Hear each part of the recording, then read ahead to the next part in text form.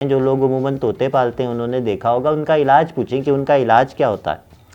اگر کوئی ماہر نہ بھی ہو نا، کسی کو پتہ نہ بھی ہو کہ پرندے کیسے رکھتے ہیں، تو وہ بھی ان کا علاج عام فہم طریقے سے سوچ کر یہی بتایا جائے گا کہ بھائی اس کا ماحول تبدیل کر دیں، جیسا اس کی ضرورت ہے، جس میں اس کی خوشی ہے ویسا دے دیں تو یہ اپنے پر نوچنے بند کر دے گا، یعنی کہ اس کو خوش کر دیں۔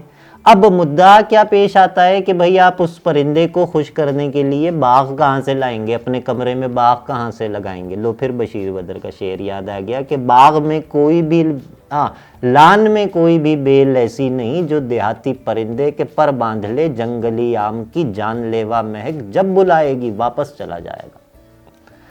تو اب اگر آپ کا پرندہ اس ڈپریشن کا شکار ہے، اپنے پر نوچ رہا ہے، تو کمرے میں باغ تو آپ نہیں لگا سکتے، پھر آپ کیا کرتے ہیں؟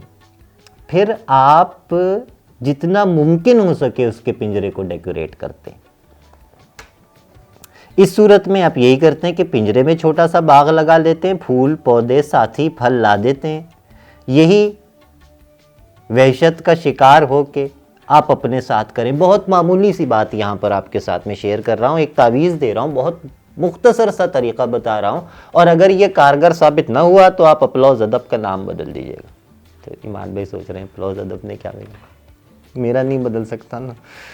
اچھا، بہرحال تو مثال کے طور پر اگر آپ کا ورک پلیس آپ کو ڈپریس کر رہا ہے یا نہیں بھی کر رہا، تو اس بات کا اہتمام کریں کہ جس راستے سے روزانہ آپ ایک ہی جگہ کام کرنے کے لیے جاتے ہیں وہ راستہ تبدیل کر دیں۔ ہفتے میں 1-2 بار آپ راستہ بدل کے اسی دفتر پہنچیں، اور گھر واپس آتے ہوئے آپ راستہ بدل کے آئیں، خواہ آپ 1-2 بار طویل راستہ لیں۔